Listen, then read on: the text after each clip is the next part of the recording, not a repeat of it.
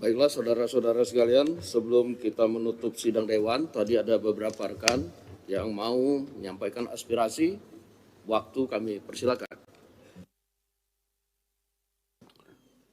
Bismillahirrahmanirrahim.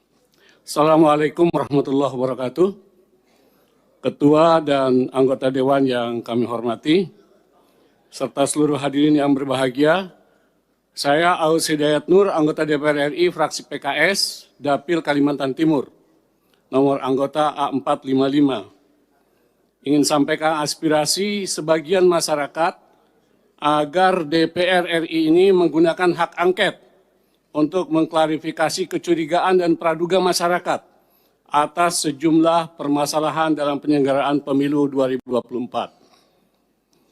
Alasannya, pertama, perlu diingat bahwa pemilu 2024 merupakan momen krusial bagi bangsa Indonesia. Gelaran demokrasi ini harus tetap dijaga agar terlaksana dengan langsung, umum, bebas, rahasia, jujur, dan adil. Kedua, munculnya berbagai kecurigaan dan praduga di tengah masyarakat perihal terjadinya kecurangan dan pelanggaran dalam penyelenggaraan pemilu perlu direspon DPR RI secara bijak dan proporsional. Hak angket adalah salah satu instrumen yang dimiliki DPR dan diatur dalam Undang-Undang Dasar, dan undang-undang bisa digunakan untuk menjawab kecurigaan dan praduga itu secara terbuka dan transparan. Jika memang kecurigaan atau praduga masyarakat itu terbukti, bisa ditindaklanjuti sesuai undang-undang, dan jika tidak terbukti, ini bisa mengklarifikasi dan menjaga integritas pemilu, sehingga kita bisa meresponnya secara bijak dan proporsional. Demikian interupsi kami sampaikan. Terima kasih atas perhatiannya. Wabillahi taufiq wal hidayah. Assalamualaikum warahmatullahi wabarakatuh. Baik.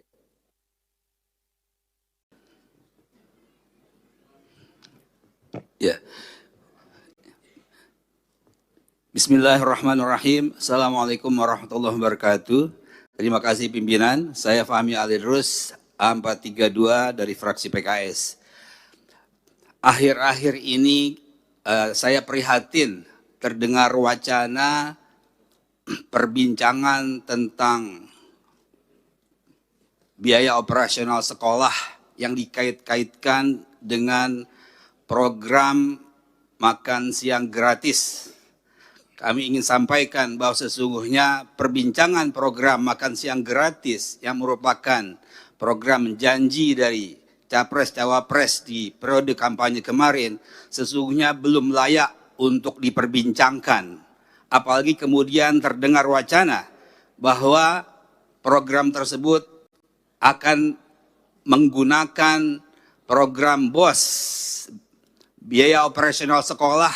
Kita pahami adalah biaya yang sepenuhnya dipergunakan untuk meningkatkan mutu pendidikan kita. Masih banyak persoalan-persoalan pendidikan di negeri kita. Persoalan guru, persoalan infrastruktur, sarana prasarana sekolah yang masih sangat memerlukan pendanaan. Amanah 20% pendidikan, biaya pendidikan, itu benar-benar harus dijalankan sepenuhnya, dikaitkan langsung untuk meningkatkan mutu pendidikan. Oleh karena itu, kami sampaikan protes ataupun kritik, jangan sampai janji-janji kampanye yang terkait dengan makan siang gratis itu menggerus dan mengganggu atau mengutak-atik program BOS yang terkait dengan upaya kita meningkatkan mutu pendidikan. Ini kami sampaikan karena wacana tersebut sudah mulai menggelisahkan banyak pihak, terutama pihak-pihak yang terkait dengan kepentingan peningkatan mutu pendidikan, terutama juga bagi teman-teman tenaga pendidik, teman-teman guru. Mereka gelisah, mereka khawatir kemudian dana tersebut tergerus dan akhirnya yang sebahagian dari dana BOS itu dipergunakan untuk menunjang honor mereka, mereka akan mendapatkan atau mengalami kerugian. Jadi saya mohon mudah-mudahan ini menjadi perhatian kita DPR RI untuk terus mengawasi jangan sampai anggaran pendidikan yang sangat-sangat diperlukan itu kemudian terganggu dengan wacana-wacana yang sangat tidak relevan dengan peningkatan mutu pendidikan. Demikian yang saya sampaikan, mudah-mudahan didengar oleh semua pihak. Terima kasih. Wassalamualaikum warahmatullahi wabarakatuh. Terima kasih. Selanjutnya, Bu Lulu.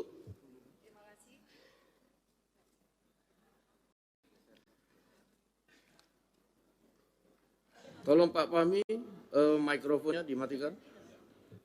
Ya, bismillahirrahmanirrahim. Assalamualaikum warahmatullahi wabarakatuh. Saya Nur Hamidah dari fraksi PKB daerah pemilihan Jawa Tengah 4. Yang saya hormati pimpinan DPR, Bapak Ibu anggota dan seluruh rakyat Indonesia yang menyaksikan rapat paripurna kita di pagi hari ini. Pemilu adalah perwujudan kedaulatan rakyat dan oleh karenanya tidak ada satupun kekuatan di negeri ini yang boleh merebut apalagi menghancurkan. Karena ini terkait dengan daulat rakyat, maka pemilu haruslah berdasarkan pada prinsip kejujuran, keadilan, tanggung jawab, dan etika yang tinggi. Tidak ada boleh satupun pihak-pihak yang mencoba memobilisasi sumber daya negara untuk memenangkan salah satu pihak, walaupun mungkin itu ada hubungan dengan anak, saudara, kerabat, atau relasi kuasa yang lain. Pemilu tidak bisa dipandang hanya dalam konteks hasil. Lebih dari itu, konteks proses harus juga menjadi cerminan kita semua untuk melihat apakah pemilu telah dilangsungkan secara jujur dan adil. Jika prosesnya penuh dengan intimidasi, apalagi dugaan kecurangan, pelanggaran etika, atau politisasi bansos, intervensi kekuasaan, maka tidak bisa dianggap serta-merta pemilu selesai saat pemilu telah berakhir jadwalnya. Saya adalah salah satu pelaku sejarah gerakan reformasi 98. Sepanjang pemilu yang saya ikuti semenjak 99, saya belum pernah melihat ada sebuah proses pemilu yang sebrutal dan semenyakitkan ini. Di mana etika dan moral politik berada di titik minus kalau tidak bisa dikatakan di titik nol. Ketika para akademisi, para budayawan, para profesor, para mahasiswa, bahkan rakyat biasa sudah mulai berteriak tentang sesuatu yang dianggap ada kecurangan, maka saya kira alangkah naifnya kalau lembaga Dewan Perwakilan Rakyat hanya diam saja dan membiarkan seolah-olah tidak terjadi sesuatu. Tanggung jawab moral dan politik kita hari ini adalah mendengarkan suara yang sudah diteriakkan ataupun suara yang tak sanggup disuarakan. Silent majority saya kira akan sepakat dengan kita untuk melakukan langkah-langkah konstitusional. Apapun langkah-langkah itu. Dan hari ini kami menerima begitu banyak aspirasi dari berbagai pihak bahwa DPR hendaklah menggunakan hak konstitusionalnya melalui hak angket. Dan melalui hak angket inilah kita akan menemukan titik terang seterang-terangnya sekaligus juga mengakhiri berbagai desas-desus kecurigaan yang tidak perlu.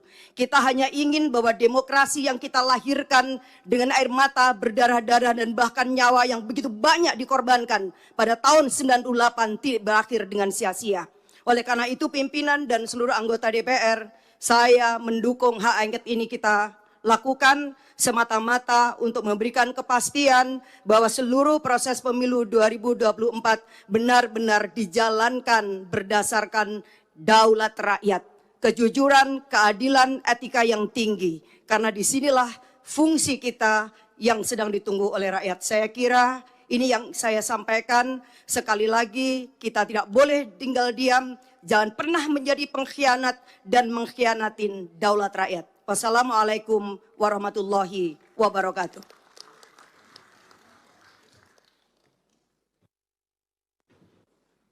Bu Lulu, tolong mikrofonnya dimatikan.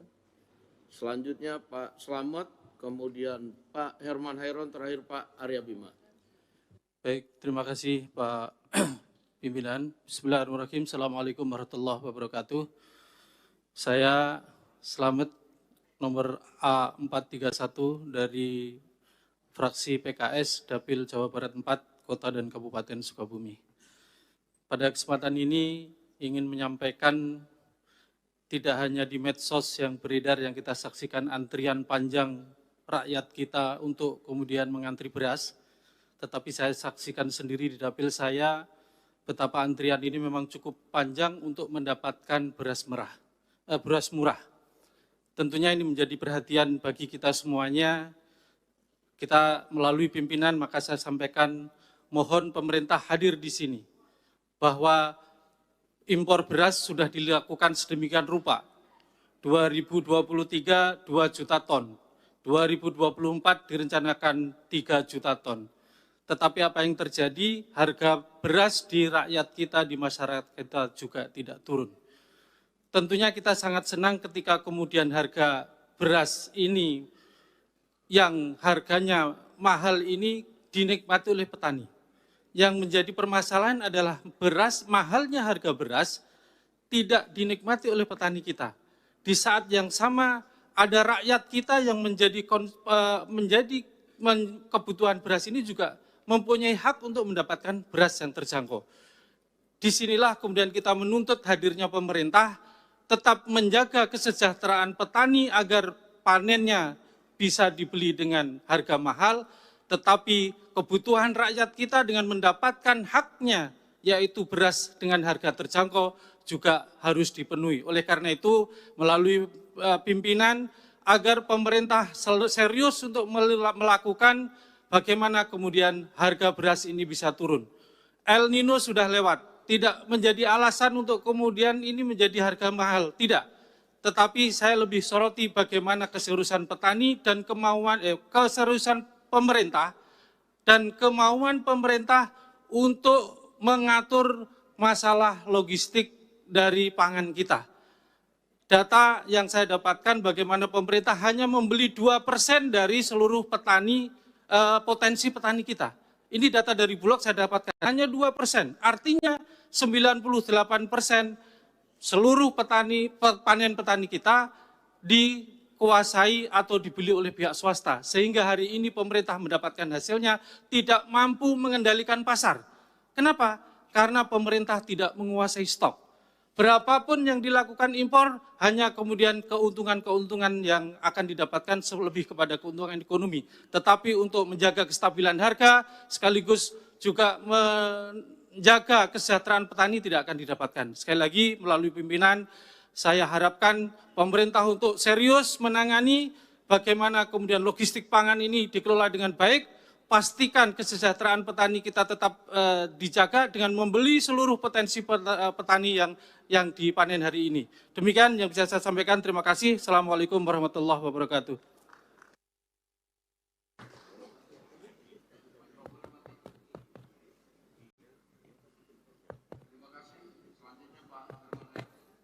Cek. Terima kasih pimpinan yang saya hormati, setelah sidang Dewan yang saya hormati, Herman Hairon A544, daerah pemilihan Jawa Barat 8.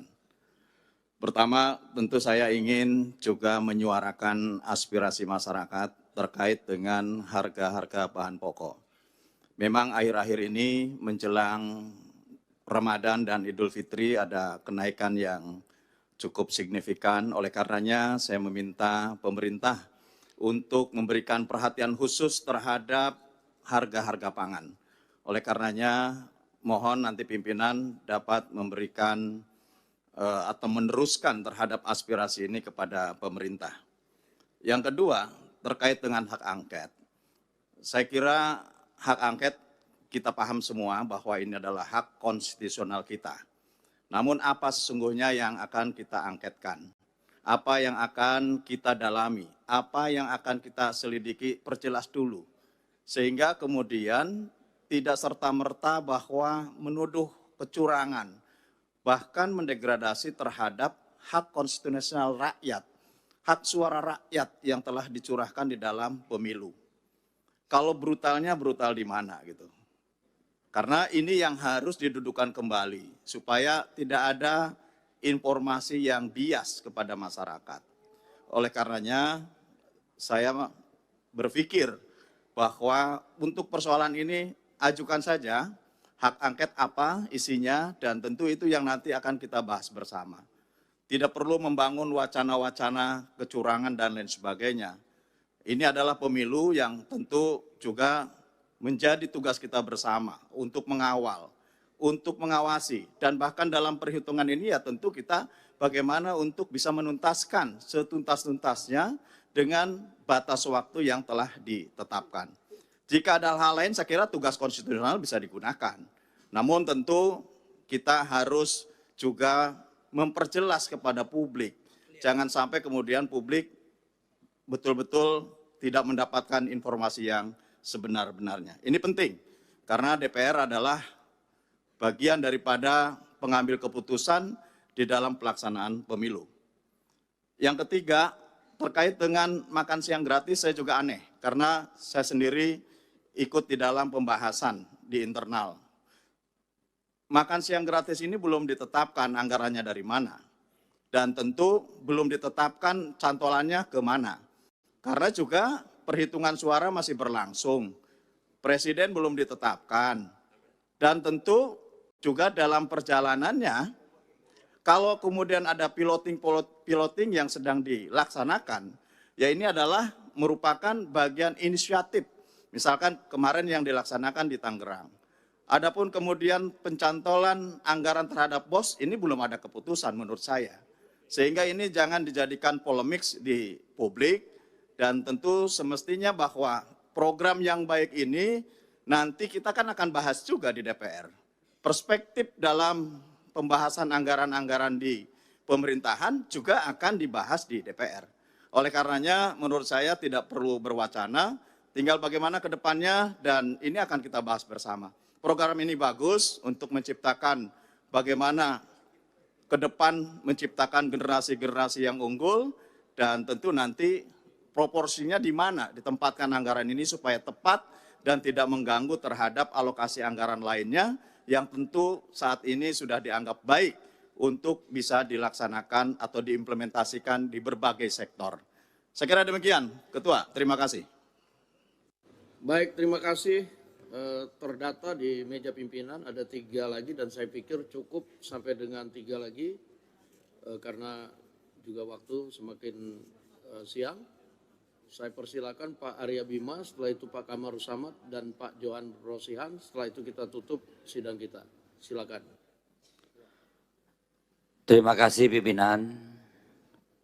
Assalamualaikum warahmatullahi wabarakatuh. Salam sejahtera untuk kita semua. Om Swastiastu, Namo Buddhaya, salam kebajikan, Rahayu. Yang saya hormati pimpinan Dewan, yang saya hormati dan saya banggakan kawan-kawan anggota Dewan. Selamat pagi, kita bertemu kembali di sini tentunya dalam keadaan lelah. Yang jadi kembali untuk periode 2024-2029, walaupun belum ada final dari perhitungan KPU, tapi tanda-tandanya sudah kelihatan, saya ucapkan selamat. Bagi yang tanda-tandanya tidak jadi, tentunya kami ikut merasakan hal-hal apa yang disampaikan kawan-kawan, situasi lapangan elektoral pemilu kemarin. Kalangan rohaniwan, kalangan budayawan, kalangan cendekiawan, menyerukan hal-hal yang perlu kita cermati betul untuk pemilu, pilkada maupun pemilu ke depan. Untuk itu pimpinan, kami berharap pimpinan menyikapi dalam hal ini. Mau mengoptimalkan pengawasan fungsi komisi, atau interpelasi, atau angket, ataupun apapun, supaya pemilu ke depan, kualitas pemilu ke depan, itu harus ada hal-hal yang dilakukan dengan koreksi, mengkoreksi aturan-aturan kita, maupun mengoptimalkan pengawasan kita sebagai anggota legislatif yang tidak ada taringnya, yang tidak ada marwahnya di dalam pelaksanaan pemilu kemarin. Walaupun tanda-tanda itu sudah kelihatan sejak awal. Yang kedua pimpinan, mengenai masalah perut rakyat, yaitu masalah beras. Hari ini saya membaca di media mainstream, media online, kita tidak bisa lagi menyandarkan pada pangan impor. Thailand menutup impor beras atau ekspor beras ke kita. Vietnam menutup ekspor beras ke kita. India juga demikian. Kalau kita ada defisit neraca suplai beras, kita kadang menyandarkan itu pada kebutuhan untuk kita impor. Untuk kali ini negara-negara tersebut menutup untuk melakukan ekspor beras atau untuk kita impor. Demikian juga ramalan produksi nasional kita. April baru dimungkinkan ada panen. Dari panen kemudian sampai diproduksi sampai beras itu ke pasar itu butuh 1 bulan. Berarti April, Januari, Februari, Maret, April, Mei kita akan ada bulan Ramadan dan juga Idul Fitri. Untuk itu pimpinan saya mengusulkan DPR membuat tim khusus untuk masalah perberasan nasional ini. Walaupun informasi-informasi dari pemerintah ketersediaan itu ada, tapi apakah mencukupi dan ketersediaan itu harganya terjangkau oleh masyarakat khususnya beras medium, pimpinan saya kira perlu bersikap untuk itu. Ya.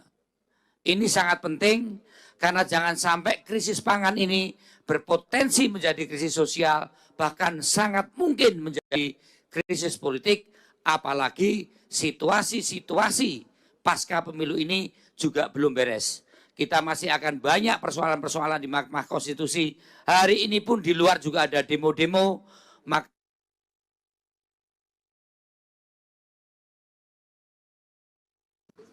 Baik Pak Arya Bima, waktunya udah habis.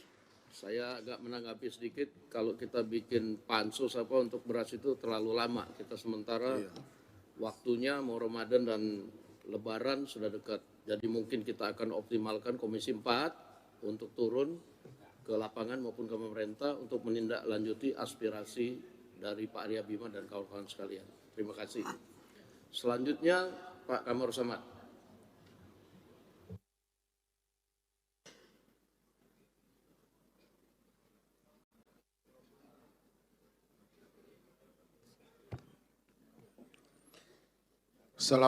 Assalamualaikum warahmatullahi wabarakatuh. Pimpinan yang saya hormati beserta seluruh anggota DPR RI, saya Johan Rosihan, A451 fraksi PKS, Dapil NTB 1, wilayah Pulau Sumbawa.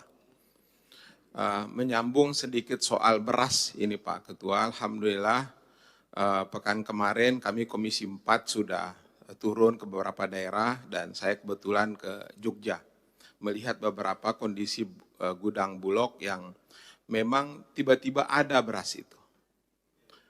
Nampak dari karungnya yang baru dan lain sebagainya. Nah karena itu menurut saya pimpinan, ini tidak bisa ditangani dengan biasa-biasa saja. Apalagi sebentar lagi Ramadan akan datang, di mana kebutuhan masyarakat mayoritas muslim di Indonesia ini tentu memastikan keberadaan beras ini. Yang kedua, ada lebih dari 13 juta petani yang bekerja di sektor ini. Karenanya kalau ini tidak diantisipasi segera, maka ini bisa terjadi gejolak sosial di tengah masyarakat. Nah untuk itu Pak Ketua, menyambung apa yang disampaikan oleh rekan saya tadi Mas Slamet, satu, kita desak kehadiran pemerintah, iya, tetapi harus kita pastikan juga bagaimana bentuk kehadiran mereka. Ya, saya sarankan agar pemerintah ini fokus betul soal beras ini. Tunda dulu proyek-proyek yang mercusuar itu mau selesaikan blok sekian di KN segala macam itu, hentikan dulu. Alihkan uang ini ke beras. Pastikan bahwa stok kita ada dan jangan berpikir untuk impor lagi. Ya. Kita butuh sekarang ini stok 2,5 juta ton untuk menormalisasi stok kita di Bulog. Karena itu Pak Ketua, pimpinan yang saya hormati, saya usulkan, kalau pansus terlalu jauh, mohon difasilitasi Pak, rapat gabungan komisi. Jangan hanya diserahkan kepada Komisi 4, karena Komisi 4 itu betul ada Kementerian Pertanian dan Badan Pangan Nasional di situ, tapi juga ini bisa melibatkan kementerian-kementerian lain, terutama Menteri Keuangan, ya, Menteri Perdagangan dan sebagainya. Usul saya Pak Ketua, tolong dibentuk rapat gabungan di DPR ini untuk kita mengetahui dan mendesak pemerintah agar betul-betul hadir dalam menyelesaikan persoalan krisis beras yang menjadi kekhawatiran dari masyarakat kita pada hari ini. Terima kasih. Assalamualaikum warahmatullahi wabarakatuh. Baik, terima kasih. Terima kasih. Masukannya nanti minggu depan pimpinan Dewan akan membuat rapat konsultasi yang mengundang Komisi 4, Menteri Pertanian dan beberapa kementerian terkait untuk membahas soal ini dan akan dipimpin langsung oleh pimpinan DPR Pak Rahmat Gobel yang mewakili Komisi 4. Silakan Pak Kamru Samad. Terima kasih pimpinan dan anggota Kamru Samad A79. Pertama-tama kita tentunya patut bersyukur dalam reformasi ini 6 kali kita melaksanakan pemilu dan semua berjalan dengan baik. Dan dari pemilu-pemilu kita telah melakukan pembenahan dan perbaikan baik melalui revisi undang-undang yang telah kita jalankan maupun dalam pelaksanaan yang kita jalankan melalui pengawasan terhadap penyelenggara pemilu. Dan kita patut bersyukur bahwa pada pemilu 2024 ini lebih dari 60 negara di dunia yang secara bersamaan akan melakukan pemilihan presiden. Indonesia merupakan negara terbesar, mencapai 164 juta partisipasi rakyat, lebih besar daripada pemilu terakhir di Amerika yang hanya mencapai 158 juta partisipasi. Ini menunjukkan bahwa Indonesia sebagai negara demokrasi terbesar di dunia telah mampu memberikan ruang konstitusional kepada rakyat Indonesia untuk menggunakan haknya. Karena itu, kami di lapangan tentu juga mendengarkan aspirasi yang berkembang. Aspirasi yang sangat mendesak bagi mereka adalah pengangguran, penciptaan lapangan kerja, bukan hak angket. Yang diperlukan mereka justru adalah hak para sopir angkot.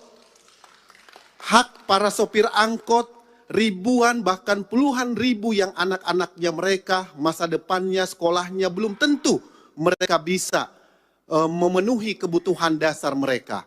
Kita bisa menyaksikan bagaimana masyarakat kita hari ini kerja hari ini hanya untuk makan besok. Bahkan kalau mereka sakit hari ini maka besok dia harus utang di warung. Inilah aspirasi yang sangat mendesak, yaitu menciptakan lapangan pekerjaan. Dan karena itu saya ingin mengingatkan, jangan sampai respon dari teman-teman yang tidak siap kalah menunjukkan dalam sejarah kita merupakan respon terburuk sepanjang pemilu reformasi ini. Kenapa demikian? Karena belum menggunakan instrumen hukum yang telah digunakan, disiapkan, disediakan oleh undang-undang, sudah menuduh pemilu ini curang. Ini berbahaya sekali bagi kelangsungan demokrasi kita dan masa depan bangsa kita ke depan. Yang ketiga, yang saya ingin sampaikan bahwa sebagai anggota DPR seharusnya kita mengetahui tentang tata laksana pembahasan APBN kita. Menyangkut program makan siang gratis adalah program yang dinantikan oleh banyak sekali masyarakat di Indonesia.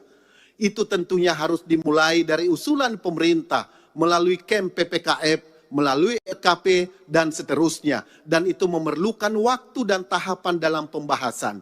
Sehingga kita tidak perlu terpengaruh menyangkut alokasi, relokasi, dana BOS, dan seterusnya. Karena justru kita bisa mendistorsi edukasi di tengah-tengah masyarakat. Yang terakhir, pimpinan yang saya ingin sampaikan adalah berkaitan dengan persiapan Ramadan, Idul Fitri, dan juga pilkada serentak. Memang harus kita pastikan kestabilan harga kebutuhan bahan pokok bagi masyarakat. Demikian pimpinan, selanjutnya kami kembalikan. Baik, terima kasih. Sidang Dewan yang kami hormati. Hadirin yang kami muliakan, dengan seizin sidang Dewan, maka perkenanlah kami menutup rapat paripurna dengan ucapan Alhamdulillahirrahmanirrahim. Wassalamualaikum warahmatullahi wabarakatuh. Om Santi Santi Om, Namo Buddhaya, salam kebajikan.